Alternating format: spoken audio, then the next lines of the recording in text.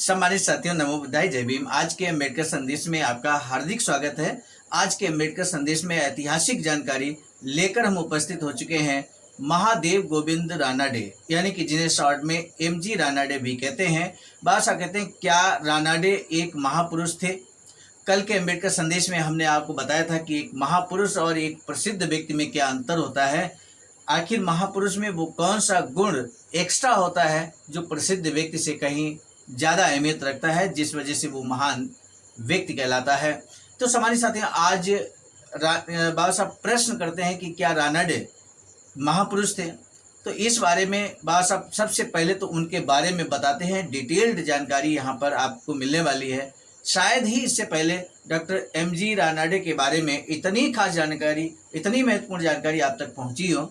यदि पहुँची है तो ये बहुत ही गर्व का विषय है, खुशी का विषय है कि आपको इतनी महत्वपूर्ण जानकारी है। यदि नहीं है तो आज के अम्बेडकर संदेश को मिस मत कीजिएगा, इसकी मत कीजिएगा, अंत तक जरूर बात कीजिएगा मेरे साथियों। बहुत ही खास जानकारी आज बाबा साहब डॉक्टर अम्बेडकर संपूर्ण वाङ्मय खंड 1 से हम लेकर उपस्थित हो चुके हैं BBAIC सारनाथ वाराणसी के सौजन्य से। तो आइए शुरू करते हैं आज का अम्बेडकर संदेश, जो रहने वाला है पेज नंबर 246 से लेकर 249 तक। तो शुरू करते हैं ये क्रांतिकारी अम्बेडकर संदेश। चैनल को अगर आपने अभी तक सब्सक्राइब नहीं किया है तो बेल आइकन के साथ सब्सक्राइब करना ना भूलें। वीडियो अंत तक देखने के बाद अगर आपको अच्छा लगे तो जरूर शेयर कीजिएगा इस खास जानकारी को। बादशाह लिखते हैं कि क्या रानाडे एक महापुरुष थे? उनका व्यक्तित्व निसंदेह महान था। वे भीम का व्यक्ति थे। यह आशावादी स्वभाव, मिलनसार तथा हंसमुख मनोव्रत एवं बहुमुखी क्षमता वाले व्यक्ति थे। उनमें सच्चाई थी जो सब नैतिक गुणों का संगम है, और उनकी सच्चाई इस प्रकार की थी जिसका वर्णन कार्लाइल ने किया है। वह दंभपूर्ण आत्मश्लाघी सच्चाई नहीं थी, वह स्वाभाविक सच्चाई थी। वह एक मूलभूत व स्वाभाविक विशेषता थी, इसमें बनावट नहीं थी। वो न केवल डील डॉल और सच्चाई की दृष्टि से बड़े थे, बल्कि प्रतिभा के भी धनी थे। रानाडे एक उच्च प्रतिभा संपन्न व्यक्ति थे, इसमें किसी व्यक्ति को संदेह नहीं हो सकता।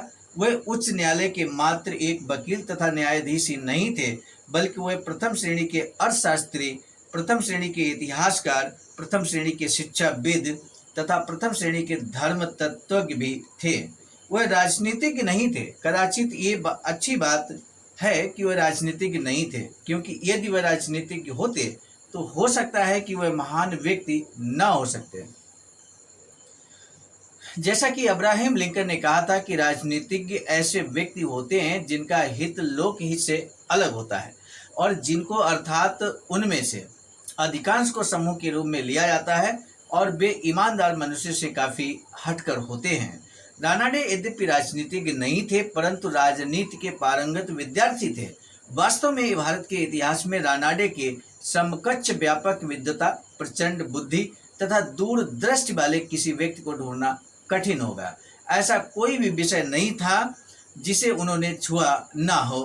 बस आगे लिखते हैं कि कहते हैं, और जिसमें उन्होंने गूढ़ता व महारत हासिल न की हो। उनका अध्ययन विशाल स्तर का था और वह हर प्रकार से पूर्ण विद्वान थे। वह न केवल अपने समय के मापदंड के अनुसार बल्कि किसी भी मापदंड के अनुसार महान थे। जैसा कि मैंने कहा है, महान व्यक्ति बनने का कोई भी दावा सच्चाई तथा प्रतिभा में से किसी एक पर या इनके संयुक्त रूप पर निर्भर नहीं होता। यदि रानाडे में ये दो गुण ही होते और इनसे अधिक गुण न होते तो उनको महान नहीं कहा जा सकता था। महान व्यक्ति होने की उनकी उपाधि उन्होंने जो सामाजिक कार्य किए थे, जिस तरीके से वे कार्य किए, उस पर निर्भर करती है। इस संबंध में कोई संदेह नहीं हो सकता। रानाडे को एक इतिहासवेत्ता, अर्थशास्त्री या शिक्षाविद की अपेक्षा एक समाज सुधारक के रूप में ही अधिक जाना जाता है। उनका संपूर्ण जीवन ही समाज सुधार के लिए अनवरत अभियान में समर्पित रहा। समाज सुधारक के रूप में उनकी जो भूमिका रही है, वही उनके महान होने की उपाधि का आधार है। रानाडे में साहस तथा दूरदृष्टि दोनों ही थे, जिनकी आवश्यकता सुधारक के लिए होती है। जिन परिस्थितियों में उनका जन्म हुआ था, उनमें उनके साहस और दूरदृष्टि का बराबर का महत्व था। जिस कालखंड में वह जन्मे थे, उसमें ये बात केवल अचरज की बात होती कि उनमें पैगंबर की सी दूरदृष्टि थी। मैंने तो ये बात यहूदी दृष्टिकोण से कही है। रानाडे का 1842 में किर्की के युद्ध से लगभग 24 वर्ष बाद हुआ था। उस युद्ध में मराठा साम्राज्य का अंत हो गया था। मराठा साम्राज्य के पतन ने विभिन्न लोगों के अंदर विभिन्न प्रतिक्रियाएं उत्पन्न की। जैसे कुछ लोग इस बात से प्रसन्न थे कि ब्राह्मण पेशवा का अभिशप्त शासन समाप्त हो गया है, परंतु इस बात में कोई संदेह नहीं हो सकता कि महाराष्ट्र में अधिकांश लोग इस घटना से स्तंभित रह गए थे। जब समूचा भारत विदेशी गिरोहों के बढ़ते कदमों से घिरता जा रहा था और भारत की जनता को तिल तिल करके क्रमशः दास बनाया जा रहा था, तब यहाँ महाराष्ट्र के नन्हे से कोने में एक हट्टी कट्टी जाति रहती थी जो यह जानती थी कि स्वतंत्रता क्या होती है। उसे स्वतंत्रता के लिए भरपूर लड़ाई लड़ी थी और मीलों तक इसकी स्थापना की थी।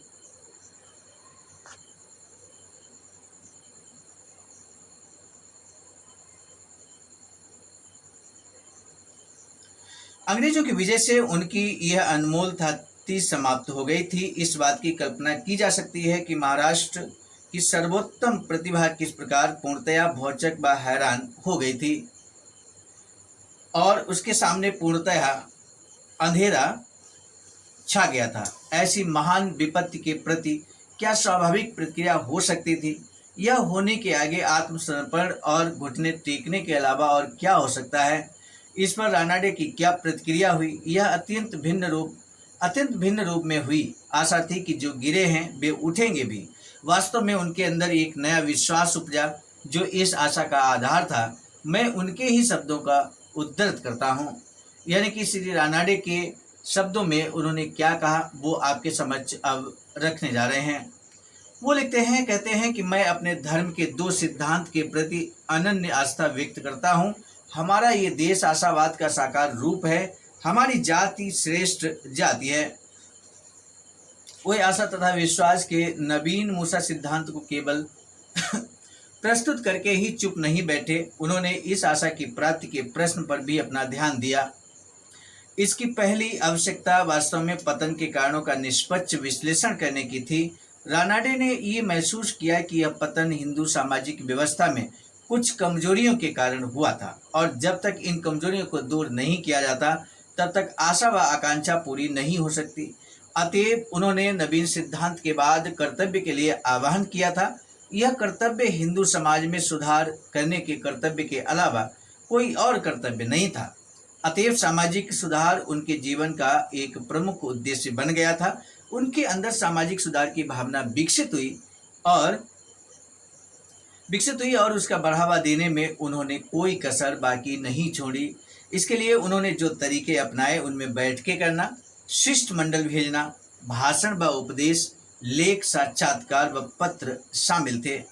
यानी कि देखिए, समाज में अगर आपको सामाजिक परिवर्तन करना है तो आपको बैठकें करनी होंगी, मीटिंग्स करनी होंगी, सेमिनार करने होंगे। भाषण व उपदेश का महत्व तो यहाँ पर विशेष बताया गया है। लेख और साक्षात्कार और पत्र का भी बड़ा महत्व है। तो सम्मानित साथियों, आपको समझना है, ऐसे जब हम महान व्यक्ति की बात कर रहे होते हैं, उसको पढ़ रहे होते हैं, उसके जीवन संघर्ष को जान रहे होते हैं, तो हमें इस बात की प्रेरणा मिलती है कि हमें आंदोलन कैसे करना चाहिए, कैसे सामाजिक सुधार के लिए हमको आंदोलित होना चाहिए, उसके लिए क्या क्या किया जाना चाहिए। भाषा लिखते हैं कि ये सब कार्य उन्होंने निरंतर व अथक उत्साह के साथ किए। उन्होंने अनेक सभाओं, सोसाइटियों की स्थापना की। उन्होंने कई पत्रिकाओं को स्थापित किया, परंतु वे इससे संतुष्ट नहीं हुए। वह सामाजिक सुधार के काम को बढ़ावा देने के लिए कुछ ऐसी चीजें चाहते थे जो अपेक्षाकृत और अधिक स्थायी और अधिक व्यवस्थित हों। अतएव उन्होंने सामाजिक सम्मेलन यानी कि सोशल कॉन्फ्रेंस नामक एक अखिल भारतीय संगठन की स्थापना की। वह भारतीय राष्ट्रीय कांग्रेस के एक सहायक के रूप में चला। सामाजिक बुराइयों पर चर्चा करने के लिए वर्षानुवर्ष बैठकें होती थीं। रानाडे हर वर्ष हर बैठक में वार्षिक अधिवेशनों में उपस्थित होते थे। जैसे कि यह उनकी तीर्थ यात्रा हो, वह सामाजिक सुधार हेतु कार्य व उद्देश्यों को प्रोत्साहित करते थे। सामाजिक सुधार के कार्य व हेतु को प्रोत्साहित करने में रानाडे ने बहुत उत्साह दिखाया। इस पीढ़ी के बहुत से लोग ऐसे दावों पर शायद हंसेंगे। जेल में जाना भारत में शहादत का काम हो गया है। इसे देशभक्ति का काम तथा साहस का काम माना जाता है। अधिकांश लोग जो अन्यथा ध्यान देने के अयोग्य होंगे और जिनके मामले में ये कहना ठीक ही हो सकता है कि वे बदमाश व दुष्ट थे, जिन्होंने राजनीति को अपने अंतिम सहारे के रूप में अपना लिया था। जेल में जाकर वे शहीद हो गए और उन्होंने नाम तथा प्रसिद्धि प्राप्त कर ली, जो कम से कम कहने के लिए तो अति विस्मयकारी है। यदि जेल के जीवन में वैसी यातनाएं होती जिन्हें तिलक जैसे व्यक्तियों तथा उनकी पीढ़ी के लोगों ने सहा था, तो इस विचार में कुछ सार होगी। जेल के जीवन में आज कोई आतंक या भय नहीं रहा है, ये अब केवल नज़रबंदी का मामला हो गया है। राजनीतिक कैदियों को अब अपराधी नहीं माना जाता, उनको एक अलग श्रेणी में रखा जाता है। उनको किसी कठिनाई या परेशानी का सामना नहीं करना पड़ता, उनकी प्रसिद्धि या प्रतिष्ठा को कोई ठेस नहीं पहुंचती और उनको अलग भी नहीं रखा जाता। यानी कि वर्तमान में राजनीतिक लोगों को जब जेल हो जाती है तो किस तरह से उनके साथ बिहेवियर किया जाता है सम्मानजनक तरीके से, वो यहाँ पर बाबा साहब की कलम से बताया जा रहा है। इसके लिए किसी प्रकार के साहस की आवश्यकता नहीं, परंतु जब भी जेल के जीवन में, जैसा कि तिलक के समय में था, वास्तव में यातनाएं थी। राजनीतिक बंदी एक समाज सुधारक से अधिक साहस रखने का दावा नहीं कर सकते थे। अधिकांश लोग ये महसूस नहीं करते हैं कि समाज एक व्यक्ति के विरुद्ध सरकार की अपेक्षा कहीं अधिक मात्रा में अत्याचार तथा दमन चक्र चला सकता है। दमन के जो साधन तथा क्षेत्र समाज के समझ खुले हैं, वे सरकार के समझ खुले साधनों तथा क्षेत्रों की अपेक्षा बहुत अधिक व्यापक हैं और वे उनसे अधिक प्रभावी भी हैं। दंड संहिता में ऐसे कौन से दंड की व्यवस्था है जिसकी तुलना बहिष्कार के दंड की गंभीरता तथा मात्रा से की जा सके? अधिक साहस किसमें होता है? उस समाज सुधारक में जो समाज को चुनौती देता है और अपने लिए बहिष्कार की सजा को आमंत्रित करता है, या उस राजनीतिक बंदी में जो सरकार को चुनौती देता है और केवल कुछ महीनों की या कुछ सालों की जेल की सजा पाता है? इनमें एक और भी अंतर है जिसे समाज सुधारक तथा राजनीतिक देशभक्त द्वारा दर्शाए गए साहस का अनुमान लगाने या मूल्यांकन करने में प्रायः ध्यान में नहीं रखा जाता। जब समाज सुधारक समाज को चुनौती देता है, तब कोई भी व्यक्ति उसको शहीद कहकर उसका स्वागत नहीं करता, कोई भी व्यक्ति उसका मित्र तक बनने के लिए तैयार नहीं होता, उसे लोग घृणा करते हैं और बचकर रहते हैं। परंतु जब राजनीतिक देशभक्त सरकार को चुनौती देता है तो सारा समाज उसका समर्थन करता है। मेरे साथियों, ये वास्तविकता है, यही वास्तविकता है जो यहाँ पर बाबा साहब लिख रहे हैं। समाज सुधारक और राजनीतिक देशभक्त में क्या अंतर है?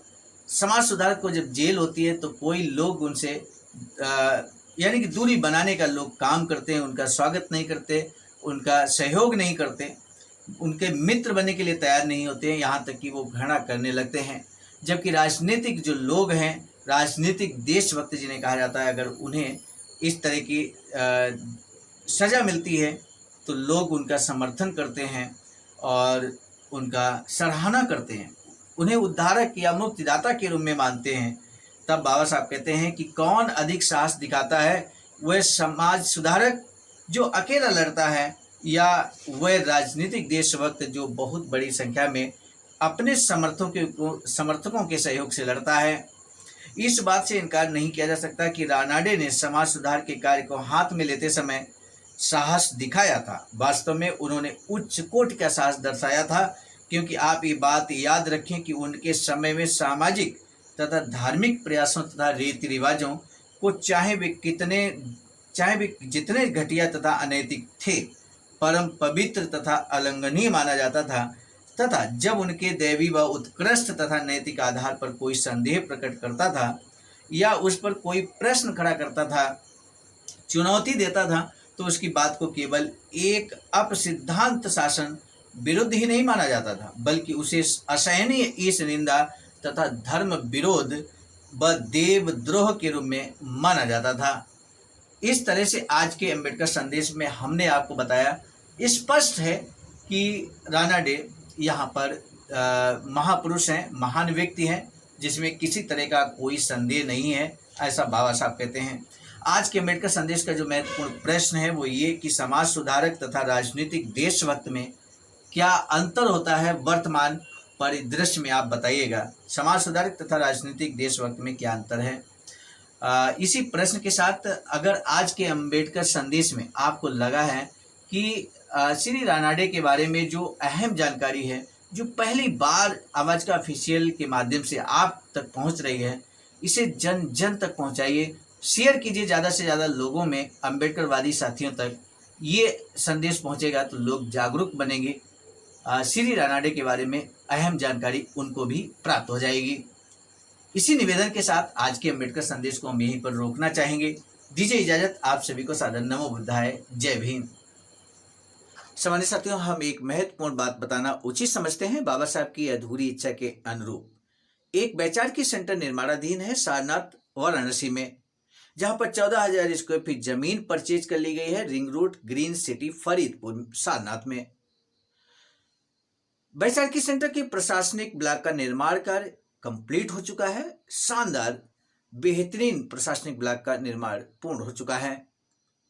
आगे अब मुख्य भवन को बनाने की बारी हम सबकी है और इस हेतु आप दिए गए अकाउंट नंबर पर अपना अमूल्य योगदान कर सकते हैं।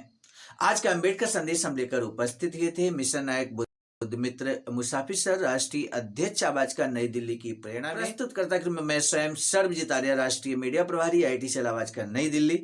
मिलेंगे नए डॉक्टर अम्बेडकर संदेश में, तब तक दीजिए इजाजत। आप सभी को सादर नमो बुद्धाय, जय। सामान्य साथियों, यदि आप हमारे इस चैनल आवाज का ऑफिशियल, जिस पर नियमित सुबह 5 बजे डॉक्टर अम्बेडकर संदेश आपको मिलता है, आप हमारे इस चैनल को सपोर्ट करना चाहते हैं तो हमारा आपसे निवेदन है कि आप हमारे इस चैनल को सब्सक्राइब कर लें, वीडियो को शेयर, लाइक, कमेंट जरूर करें।